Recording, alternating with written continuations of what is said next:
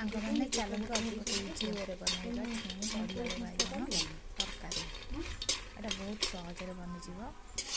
ଆପଣ ବଡ଼ିକୁ ଭାଜିଦେବେ, ତାପରେ ସେଇ କଡ଼େଇରେ ଆଳୁ ନେଇଯିବେ, ତାପରେ ସେଥିରେ କ'ଣ କରିଥିବେ ବଟା ହେଇଥିବା ମସଲା ସୋରିଷ ପିଆଜ ରସୁଣ ଜିରା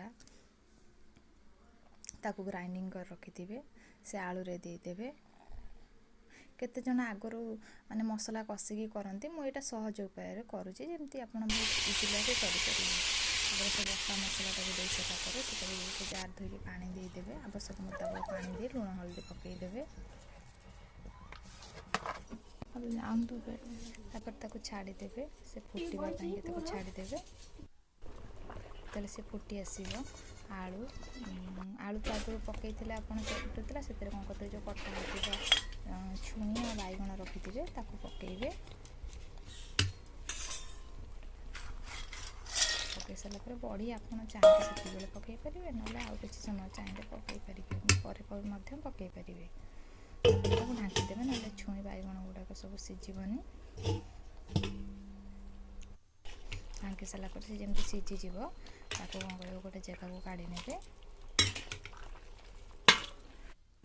ସେ କଡ଼େଇରେ ସୋରିଷ ତେଲ, ମୁଁ ସୋରିଷ ତେଲ ନେଇଛି, ଆପଣ ରିଫାଇନ୍ ତେଲ ଯେଉଁ ତେଲ ଆପଣଙ୍କ ଇଚ୍ଛା ଆପଣ ନେଇପାରିବେ।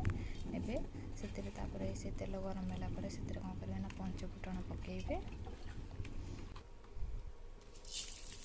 ପଞ୍ଚଫୁଟଣରେ ତରକାରୀଟା ବଘରା ଆସିବେ, ଭଲ ଟେଷ୍ଟ ଆସିବ। ଆପଣ ଚାହିଁଲେ ଟମାଟୋ ଆଗରୁ ମଧ୍ୟ ସୁଗର ପକାଇଥିଲେ, ମୁଁ ରଖିଥିଲି ସେଥିରେ ଟିକେ ଲଙ୍କାଗୁଣ୍ଡ ଭଲ କଲର୍ ପାଇଁ କାଶ୍ମୀରୀ ଲଙ୍କାଗୁଣ୍ଡ ଦିଆହେଉଛି। ରାଗ ଲଙ୍କା ବି ଆପଣଙ୍କ ହିସାବରେ ଆପଣ ପକାଇ ପାରିବେ।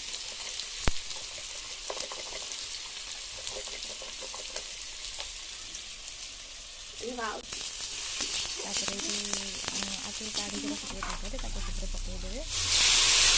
ତାପରେ ତରକାରୀକି ସେଥିରେ ଜରିଦେବେ, ଆଗରୁ ରଖିଥିବ ତାକୁ ସେଥିରେ ପକାଇବ।